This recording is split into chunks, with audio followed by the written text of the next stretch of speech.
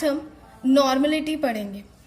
Normality the number of gram equivalent of solute dissolve पर litre of the solution. मतलब normality जो होती है वो होती है ग्राम इक्विवेलेंट जो कि पर लीटर सॉल्यूशन में घुले हुए होते हैं, वह कहलाता है नॉर्मेलिटी। नॉर्मेलिटी को कैपिटल एन से रिप्रेजेंट किया जाता है और इसको हम हमारी डेफिनेशन के बेस पे एक फॉर्मूला फॉर्म में कन्वर्ट कर देते हैं, जो कि हो जाता है N equal gram equivalent of solute, solute का जो भी ग्राम इक्विवेलेंट है वो, upon volume of solution in litre, solution का वॉल्यूम लीटर में। इसी फॉर्मूले को हम लिखते हैं N equal mass of solute, solute का जो भी मास दिया हुआ है वो, upon gram equivalent mass, mass of solute को हम कैपिटल स्मॉल जी से रिप्रेजेंट कर सकते हैं, इक्विवेलेंट मास को ई क्यू से या ग्राम इक्विवेलेंट से रिप्रेजेंट कर सकते हैं, और वॉल्यूम ऑफ सॉल्यूशन वी से। तो वॉल्यूम ऑफ सॉल्यूशन ये बन जाता है एक फॉर्मूला। इसी को हम फॉर्मूले फॉर्म में जब लिखते हैं तो ग्राम में जब हम इसको ले रहे हैं तो ग्राम में उसका वेट हो जाएगा W इंटू 1000, क्योंकि ml में हम लेते हैं इसको इसलिए 1000 का मल्टीप्लाई कर देते हैं, अपॉन ग्राम इक्विवेलेंट इंटू हो जाएगा volume of the solution V in ml। तो ये फॉर्मूला बन जाता है नॉर्मेलिटी का। नॉर्मेलिटी की यूनिट जो होती है, यूनिट हम बनाते हैं, यूनिट इसी फॉर्मूले से बन जाएगा ग्राम equivalent of solute upon volume of solution. तो इसी को हम ले लेते हैं इक्विवेलेंट वेट पर लीटर या वॉल्यूम में, इक्विवेलेंट वेट पर लीटर, ये यूनिट बन जाती है नॉर्मेलिटी की। तो नॉर्मेलिटी को एक बार समझ लेते हैं।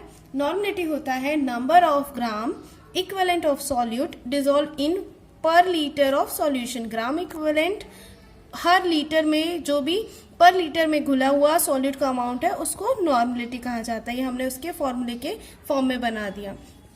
अब नॉर्मल सॉल्यूशंस जो होते हैं, नॉर्मल सॉल्यूशन को बताने के लिए, जैसे हम एक सिंपल सा कोई नॉर्मल सॉल्यूशन है तो हम इसको ले लेते हैं 1n, मतलब एक नॉर्मल सॉल्यूशन है उसको 1n लिखा जा सकता है।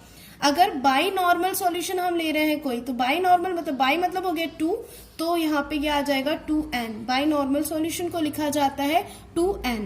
इसके अलावा सेमी नॉर्मल, सेमी नॉर्मल जब लिखा जाता है तो इसका मतलब होता है 1/2 या n/2। अगर कहीं पे लिखा हुआ है सेमी नॉर्मल सॉल्यूशन तो इसका मतलब होगा 1/2 उसकी नॉर्मेलिटी या n/2 उसको लिखा जाएगा। इसके अलावा अगर हमारे पास डेसी नॉर्मल है तो डेसी नॉर्मल का मतलब होता है 1/10, 1/10 या हम इसको लिखेंगे n/10, 1/10 या n/10 होता है। और अगर सेंटी नॉर्मल है तो 1/100 या इसको लिख सकते हैं n/100। ऐसा ही मोलरिटी के लिए भी किया जा सकता है कि मोलरिटी को m/2, m/10, m/100 इस टाइप से लिखा जा सकता है। अब जब हम नॉर्मेलिटी पढ़ते हैं तो हमारे पास एक नया टर्म आता है, वो होता है इक्विवेलेंट मास या इक्विवेलेंट वेट। ये एक नई चीज है, अभी तक हमने इसके बारे में नहीं पढ़ा है। तो इक्विवेलेंट वेट क्या होता है या इक्विवेलेंट मास क्या होता है, तो इसको देखने के लिए सबसे पहले हम देखते हैं कि मोलर मास क्या होता है। ये आपको पता है, मोलर मास पहले की वीडियो में भी मैं आपको बता चुकी हूँ कि मोलर मास क्या होता है या मॉलिक्यूलर मास क्या होता है। मोलर मास या मॉलिक्यूलर मास होता है किसी भी साल्ट है अगर आपके पास या कोई भी कंपाउंड है, उस कंपाउंड में present total number of element का मॉलिक्यूलर मास, उन एलिमेंट्स का जो मॉलिक्यूलर मास होता है वही होता है उसका मोलर मास। जैसे यहाँ पे हम NaOH ले रहे हैं तो आपको पता है आपको सम कर देना है मॉलिक्यूलर मास को, सोडियम का 23 प्लस ऑक्सीजन का 16 प्लस हाइड्रोजन का 1, तो इस टाइप से हमारे पास आ जाएगा 40। तो ये तो हुआ मोलर मास। अब हम दूसरी चीज इसके पहले देखते हैं कि मोल्स क्या होते हैं। जैसे किसी चीज का मोल आपको निकालना है, एक रिएक्शन है आपके पास कि एक रिएक्शन में H2 प्लस Cl2 आपने लिया हुआ है, गिव्स आउट HCl। तो यहां पर जब आप मोल बता रहे हो तो इसका मतलब है 1 mole of hydrogen, 1 mole of chlorine और ये है 1 मोल ऑफ HCl। तो यहां पे जब हम देखते हैं कि 1 मोल हाइड्रोजन है, 1 मोल क्लोरीन है, लेकिन जब दोनों को हम बैलेंस करते हैं तो यहाँ पे 1 मोल नहीं आएगा। यहाँ पे क्या होगा, जब हम रिएक्शन को बैलेंस करते हैं तो ये हो जाएगा 2HCl, तो नंबर ऑफ मोल्स भी 1 मोल की जगह पे हो जाएगा 2 मोल, तो नंबर ऑफ मोल्स 2 मोल हो जाएगा। अब अगर हमको कोई दूसरा निकालना है, जैसे N2 plus H2 gives out NH3। अब यहाँ पे हमें नंबर ऑफ मोल्स अगर बताने हैं इस रिएक्शन में कि नाइट्रोजन के कितने, हाइड्रोजन के कितने हैं और अमोनिया के कितने नंबर ऑफ मोल्स हो रहे हैं, तो इसके लिए सबसे पहले स्टेप हमको करनी पड़ती है कि इस रिएक्शन को हमको बैलेंस करना पड़ेगा। रिएक्शन को आप बैलेंस कर लोगे तब ही आप बता सकते हो कि उसके नंबर ऑफ मोल्स कितने होंगे। तो यहाँ पर अब इसके हमको नंबर ऑफ मोल्स बताने, तो हम बैलेंस कर लेते कि यहाँ पे हमने 3 लगा दिया और यहाँ पे 2, तो ये रिएक्शन बैलेंस हो गई। अब हम बता सकते हैं कि नंबर ऑफ मोल्स कितने हैं, मतलब 1 मोल नाइट्रोजन 3 मोल हाइड्रोजन से जब जुड़ता है तब वो बनाता है 2 moles of ammonia, 2 moles of ammonia बना लेता है। 1 मोल नाइट्रोजन 3 मोल जब हाइड्रोजन से जुड़ता है तो 2 मोल्स ऑफ अमोनिया बना लेता है। अब मोल्स वाला जो टर्मोलॉजी था, मोल्स वाला जो कॉन्सेप्ट है, वहां पे एक कमी है कि जब तक आप रिएक्शन को बैलेंस नहीं करोगे तब तक आप नंबर ऑफ मोल्स को नहीं बता सकते। जैसे अगर आपने रिएक्शन को बैलेंस नहीं किया है तो नंबर ऑफ मोल्स बताना कठिन हो जाता है, वहां पे आप इजीली नहीं बता सकते। तो इसी के लिए नया एक कॉन्सेप्ट आया, जो कि नया कॉन्सेप्ट हम देख रहे हैं, वो है इक्विवेलेंट मास या इक्विवेलेंट वेट। इक्विवेलेंट वेट का मतलब होता है कि अगर आपने लिखा हुआ है हाइड्रोजन तो इसका मतलब होगा 1 इक्विवेलेंट हाइड्रोजन। अगर नाइट्रोजन लिखा हुआ है तो इसका मतलब है 1 इक्विवेलेंट नाइट्रोजन। तो मतलब यहाँ पे जो है आपको रिएक्शन को बैलेंस करने की जरूरत नहीं होती है, रिएक्शन को बैलेंस करना नहीं होता है। इसका मतलब 1 इक्विवेलेंट का मतलब ही है कि वहां पे उसका मास जो है वो 1 इक्विवेलेंट है। आपको किसी रिएक्शन को बैलेंस करके या किसी और तरीके से उसको निकालना नहीं होता। तो इक्विवेलेंट वेट बहुत आसान होता है और बहुत एग्जैक्ट वैल्यूज आपको देता है किसी भी चीज के मोलर मास या उसका जो भी आपको निकालना है कैलकुलेशंस उसके लिए। इसीलिए इक्विवेलेंट मास को प्रेफर किया गया है। यहाँ पे एक नई टर्मोलॉजी को यूज किया गया जो कि नंबर ऑफ मोल्स की जगह पर एग्जैक्ट मास बताती है किसी भी कंपाउंड का। तो अब हम इसको डिटेल में देख लेते हैं कि इक्विवेलेंट मास होता क्या है। इक्विवेलेंट मास कैसे कैलकुलेट करते हैं अब हम देख लेते हैं। Equivalent mass of an element, किसी भी एलिमेंट का इक्विवेलेंट मास आपको निकालना है तो एक सिंपल सा फॉर्मूला हम यूज करते हैं, एटॉमिक मास अपॉन वैलेंसी। ये फॉर्मूला हम यूज कर लेते हैं कि एटॉमिक मास उसका जो भी होगा, क्योंकि एलिमेंट की बात कर रहे हैं हम, तो उसका एटॉमिक मास अपॉन वैलेंसी, इससे निकाल लिया जाता है। अब यहाँ पर जैसे हमको निकालना है NH3, एक हमारे पास कंपाउंड है NH3, उसमें आपको फाइंड आउट करना है नाइट्रोजन का कितना इक्विवेलेंट वेट होगा, इक्विवेलेंट मास कितना होगा। तो हम क्या करेंगे, आपको पता है कि नाइट्रोजन का मॉलिक्यूलर मास होता है कितना, 14 होता है, 14 इसका मॉलिक्यूलर मास होता है, ये आपको पता है। और नाइट्रोजन की वैलेंसी जो है वो होती है 3। तो यहाँ पे हम निकाल सकते हैं कि नाइट्रोजन की इक्विवेलेंट वेट कितना होगा। इसको कैलकुलेट करके आप बता सकते हो कि नाइट्रोजन का इक्विवेलेंट मास अमोनिया में कितना होगा। अगर हमारे पास कोई और है कंपाउंड जैसे N2O5 है, तो यहाँ पर अब निकालना सेम आपको एलिमेंट है किसका, नाइट्रोजन का।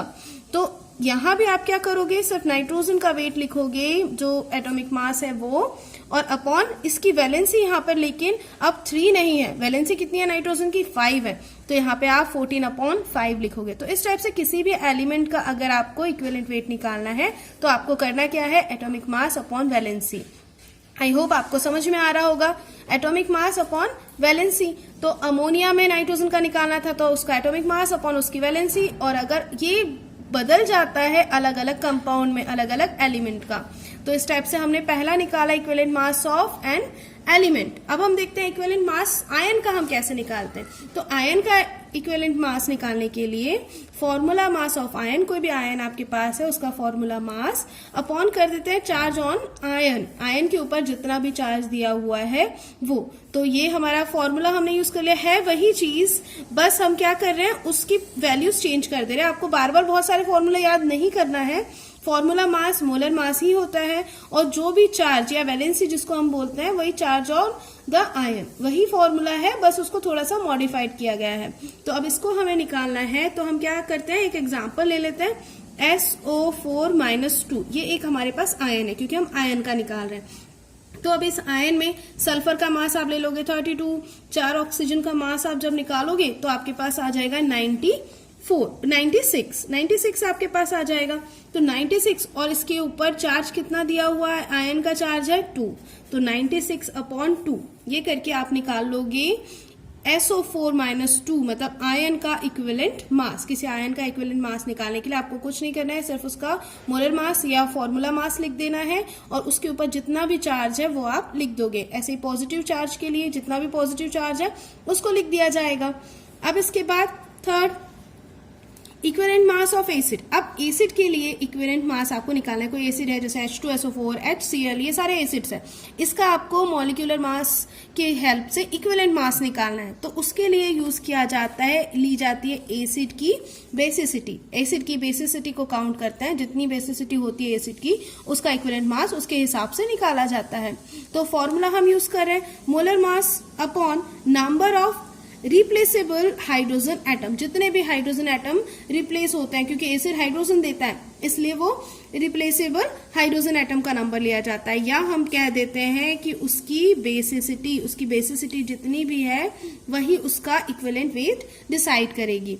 तो अब इसके लिए हम कुछ एग्जांपल्स देखते हैं। जैसे कि पहला हमारे पास कोई एसिड है फॉर मोनोबेसिक एसिड। कोई मोनोबेसिक एसिड है, समझ में आ रहा है ना आप लोगों को? तो मोनोबेसिक एसिड मतलब जिसकी बेसिसिटी कितनी हो, 1 हो। बेसिसिटी 1 है, आपको पहले से पता है कि बेसिसिटी 1 है। तो HCl है, इसकी बेसिसिटी 1 होती है और HCl जो है उसका मोलर मास कितना होता है, हाइड्रोजन का 1 और क्लोरीन का 35.5, तो 36.5 ये हो गया इसका मोलर मास और बेसिसिटी है 1। तो आप इससे निकाल लोगे, उसकी बेसिसिटी आ गई 36.5, वही की वही आ जाएगा 36.5, ये इसका इक्विवेलेंट वेट आ गया। अगर आपके पास और कोई है, जैसे मोनोबेसिक एसिड में ही हम ले रहे हैं H3PO2। अब H3PO2 जो है ये मोनोबेसिक एसिड है। कैसे निकाला जाता है? इनको निकाला जाता है इनके फॉर्मूले के बेस पे। जैसे हमको फॉर्मूला बनाना, स्ट्रक्चर बनाना पड़ेगा। फॉस्फोरस आपने लिखा, फॉस्फोरस की वैलेंसी होती है 5, तो 2 ऑक्सीजन है, हमने यहाँ पे ऑक्सीजन लगा दिया और 3 हाइड्रोजन यहाँ पे OH ये 2 हो गए और यहाँ पे 1 हाइड्रोजन है। तो जब ये बनेगा यहाँ पे भी हाइड्रोजन के साथ ऑक्सीजन नहीं रहेगा, तो 2 हाइड्रोजन है।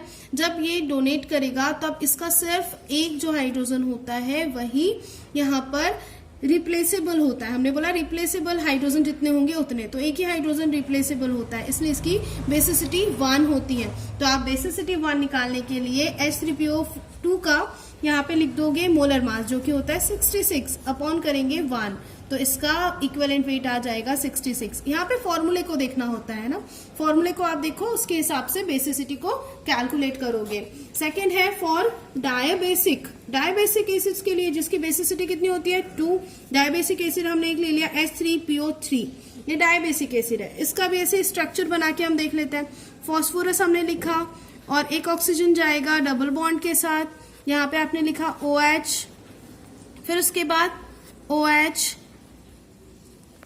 OH 2 ले लिए, 3 ऑक्सीजन आपके हो गए हैं और जो हाइड्रोजन बचा हुआ है वो 1। यहाँ पे जो ऑक्सीजन का नंबर बढ़ने की वजह से इसकी बेसिसिटी हो जाती है 2, बेसिसिटी 2 मानी जाएगी। 2 OH दिए हुए हैं इसलिए बेसिसिटी मान ली 2, मतलब इसके सिर्फ 2 हाइड्रोजन जो होते हैं वो रिप्लेसेबल होते हैं। बेसिसिटी हो गई 2 क्योंकि 2 OH है हमारे पास। अब इसका हमें निकालना है, तो इसके लिए इसका मॉलिक्यूलर मास हमको लेना होगा। मॉलिक्यूलर मास इसका होता है 82। आप कैलकुलेट करें अभी मोलर मास वाले फॉर्मूले से और अपॉन कर दोगे आप 2, तो कितना आ जाएगा हमारे पास 41। तो अगर कोई डायबेसिक हमारे पास एसिड है तो उसका इक्विवेलेंट वेट हो जाएगा उसका मोलर मास अपॉन उसके हाइड्रोजन जितने भी रिप्लेसेबल, या उसकी बेसिसिटी आप बोल सकते हो, हाइड्रोजन जितने है वो या उसकी जितनी भी बेसिसिटी है। यहाँ पे भी जितने भी हाइड्रोजन अवेलेबल है वो या उसकी बेसिसिटी जो होगी उसके बेस पे हम निकाल लेते हैं। ऐसे ही देख लेते हैं ट्राइबेसिक। तो ट्राइबेसिक है H3PO4, इसका स्ट्रक्चर बनाओ P डबल बॉन्ड O और अब यहाँ पे सारे हाइड्रोजन और ऑक्सीजन OH से जुड़ जाएंगे। बेसिसिटी निकालने का मतलब, बेसिसिटी का मतलब होता है कि जितने OH अवेलेबल है आप उसको भी काउंट कर सकते हो। तो जितने OH अवेलेबल है यहाँ पे 3 है, तो इसका मतलब इसकी बेसिसिटी है 3 बेसिसिटी होने के बाद अब इसका हम देख लेते हैं मोलर मास। मोलर मास होता है 98, मोलर मास हो जाता है H3PO4 का। फॉर्मूले के बेस पे आप निकालो उसको और डिवाइड कर देंगे हम बाय 3। तो जब आप इसको डिवाइड करोगे तो 3 से डिवाइड करने पे आ जाएगा 3, फिर 2.6। तो इस टाइप से हमने इसका इक्विवेलेंट वेट निकाला 32.6। तो किसी भी एसिड का आपको इक्विवेलेंट वेट निकालने के लिए उसके मोलर मास को लेना है और डिवाइड कर देना है बाय द बेसिसिटी। एसिड के लिए बेसिसिटी से डिवाइड करते हैं, तो मोनोबेसिक, डायबेसिक और ट्राइबेसिक, इस टाइप से आप बेसिसिटी के बेस पे इनको निकाल सकते हैं। इक्विवेलेंट मास ऑफ बेस, किसी बेस का अगर इक्विवेलेंट मास निकालना है तो अब अपोजिट चीज हम यूज करेंगे उसकी एसिडिटी, जो भी उसकी एसिडिटी है उसके बेस पे। और इसके लिए फॉर्मूला यूज करें हम molar mass upon number of OH minus in base. अब बेस है तो उसमें OH माइनस होंगे अवेलेबल, तो उन OH माइनस के बेस पे या उसकी एसिडिटी के बेस पे हम इसका फॉर्मूला बनाते हैं। तो अब हमारे पास एक इक्वेशन है जो हम ले लेते हैं। इक्विवेलेंट मास निकालना है हमको NaOH का, तो NaOH में आपको पता है OH कितने हैं, 1 है, और MgOH होल ट्वाइस का निकालना है तो इसके पास OH 2 है। तो हम हमारा सिंपल सा फॉर्मूला यूज करेंगे कि मोलर मास होता है NaOH का 40, अपॉन कर दोगे आप 1 तो आ जाएगा 40। ये आपके पास आ गया 40, ठीक है, समझ में आ रहा है। इसके बाद MgOH होल ट्वाइस अगर आप ले रहे हैं तो यहाँ पे इसका निकाल लीजिए मोलर मास इसका हो जाता है 58 मोलर मास है MgOH होल ट्वाइस का, मैग्नीशियम हाइड्रोक्साइड का। और अब हम इसको डिवाइड करेंगे कैसे, 2 से, मतलब जितना भी उसके पास number of OH minus ion होगा वो उसके हिसाब से उसकी बेसिसिटी निकालेंगे। इसको डिवाइड कर दीजिए आप, 29 आ जाएगा, इसका मोलर मास आ जाएगा 29। तो इस टाइप से मोलर मास ऑफ बेस आप निकाल सकते हो उसकी एसिडिटी के बेस पे। अब नेक्स्ट हम देखते हैं last, equivalent mass of normal salt. कोई साल्ट है हमारे पास, अब कोई भी सॉल्ट है, NaCl है या कोई भी दूसरा सॉल्ट है, तो उसका आपको निकालना है। तो अब यहाँ पे आपको पता होना चाहिए किसी भी साल्ट में 2 चीजें होती हैं, एक होता है पॉजिटिव आयन और एक होता है निगेटिव आयन। तो साल्ट के पास 2 चार्ज होते हैं, positive charge and negative charge. तो total number of positive charge या total number of negative charge, दोनों में से कोई एक आप ले सकते हो। जितने भी पॉजिटिव चार्ज है या जितने भी नेगेटिव चार्ज है उसके बेस पे किसी भी नॉर्मल सॉल्ट की इक्विवेलेंट मास को कैलकुलेट किया जा सकता है। तो अब हम यहाँ पे फॉर्मूला यूज करते हैं molar mass of salt upon total positive और निगेटिव चार्ज, जितने भी पॉजिटिव निगेटिव चार्ज है उनका नंबर। तो इसको निकालने के लिए हम एक एग्जाम्पल ले लेते हैं। जैसे हम इक्विवेलेंट वेट कैलकुलेट कर रहे हैं ऑफ किसी भी साल्ट का, एक नॉर्मल साल्ट हमने लिया Na2CO3, एक सॉल्ट है, इसका आप इक्विवेलेंट वेट निकाल रहे हो तो क्या करोगे, फॉर्मूला मास उस फॉर्मूले का मोलर मास निकाल लोगे। तो इस पूरे फॉर्मूले का मोलर मास होगा 106। अब आप देख लीजिए कि इसमें पॉजिटिव आयन कितने हैं, 2 है, निगेटिव आयन भी, मतलब जो निगेटिव आयन है इसका ऊपर चार्ज होगा 2, तो पॉजिटिव आयन के ऊपर चार्ज होगा 2, मतलब एक सोडियम का +1 तो 2 सोडियम का +2, और CO3 माइनस जो कार्बोनेट आयन है उसका -2, तो +2 और -2। तो आप क्या ले लोगे, पॉजिटिव आयन या निगेटिव आयन का चार्ज, दोनों में से किसी एक का। तो दोनों के ऊपर सेम चार्ज होता है किसी भी सॉल्ट में, इसलिए हम इसको डिवाइड कर देंगे बाय 2। जब आप डिवाइड करोगे इसको 2 से तो आपके पास आंसर आ जाएगा 53। तो किसी भी साल्ट का इक्विवेलेंट वेट हो जाएगा 53। इसी टाइप से अगर एसिडिक साल्ट है तब उसमें H+ का निकाल लो, अगर बेसिक साल्ट है तो OH- का निकाल लो। इस टाइप से आप सॉल्ट की भी इक्विवेलेंट मास निकाल सकते हैं। जब भी नॉर्मलिटी के न्यूमेरिकल्स किए जाते हैं तो इक्विवेलेंट मास आपको पता होना चाहिए। तो ये आई होप कि ये पूरा जो मैंने बताया है आपको इक्विवेलेंट मास निकालने के लिए बहुत हेल्प करेगा और बहुत आसानी से आप इक्विवेलेंट वेट को आप निकाल सकते हो, है ना। आपको अगर समझ में आ रहा है, वीडियो अच्छा लग रहा है तो कमेंट में जरूर कहें। अब लास्ट हम देख लेते हैं relation between molarity and normality. Normality और मोलरिटी में क्या रिलेशन होता है। कभी कभी कुछ क्वेश्चंस पूछे जाते हैं कि भाई कोई सॉल्यूशन है, 2N सॉल्यूशन है इस H2SO4 का और आप उसकी मोलरिटी निकालो। तो नॉर्मलिटी दी हुई है और मोलरिटी निकालो, तो हम कंफ्यूज हो जाते हैं कि नॉर्मलिटी दी है और हम मोलरिटी को कैसे निकाल सकते हैं। अब यहाँ पर तो इसके लिए उनके बीच के रिलेशन को हमको देखना होता है कि इनके बीच में रिलेशन क्या होता है। इनके बीच में रिलेशन निकालने के लिए हम पहले उसके फॉर्मूले लिख लेते हैं कि मोलरिटी होता है molar mass upon strength of solution in litre, मतलब volume of solution in litre. तो हम यहां से क्या निकाल सकते हैं, इसको लिख सकते हैं कि मोलरिटी इनटू हो जाएगा मोलर मास इधर आ जाएगा मोलर मास इक्वल हो जाएगा strength of solution in litre. तो ये एक हमने बना लिया फॉर्मूला। ऐसे नॉर्मलिटी हम ले लेते हैं, तो नॉर्मलिटी इक्वल होता है equivalent weight upon strength of solution in litre. इसको भी बना लीजिए। तो नॉर्मलिटी इनटू इक्विवेलेंट वेट यहां पे आ जाएगा, इक्वल हो जाएगा strength of solution, strength of solution in litre. ये ले लिया आपने। अब आपके पास दो चीजें आ गई, तो हम इसको क्या करेंगे, इनको डिवाइड कर दीजिए, divided by normality upon molarity. तो नॉर्मलिटी अपॉन मोलरिटी इक्वल आ जाएगा, क्या आ जाएगा आपके पास, N upon M equal molar mass of solute. Molar mass of solute मतलब स्ट्रेंथ ऑफ सॉल्यूशन कट जाएगा, दोनों को काट देंगे हम, और बचेगा हमारे पास molar mass of solute upon equivalent mass of solute. कैसे आएगा, स्ट्रेंथ ऑफ सॉल्यूशन हम काट देंगे, स्ट्रेंथ ऑफ सॉल्यूशन को काट देंगे, दोनों कट जाएगा, तो बचेगा आपके पास molar mass upon equivalent weight of solute. और इन दोनों को हम ले लेते हैं n के इक्वल में। n मतलब यहाँ पे वैलेंसी फैक्टर होता है, तो n के बेस पे आप इसको ले लो, तो हमारे पास फॉर्मूला आ जाएगा n upon m equal n small n, जो कि वैलेंसी फैक्टर है। अब n इक्वल आ जाएगा आपके पास n small n valency factor into m। तो ये होता है रिलेशन। अगर आपको नॉर्मलिटी दी हुई है और मोलरिटी निकालने के लिए कहा जा रहा है, तो आप इस फॉर्मूला का यूज कर सकते हो और आसानी से निकाल सकते हो नॉर्मलिटी या मोलरिटी, दोनों में से कोई भी हम आसानी से इससे निकाल सकते हैं। तो इस टाइप से relation between normality and molarity हमने देखा। Thanks for watching the video.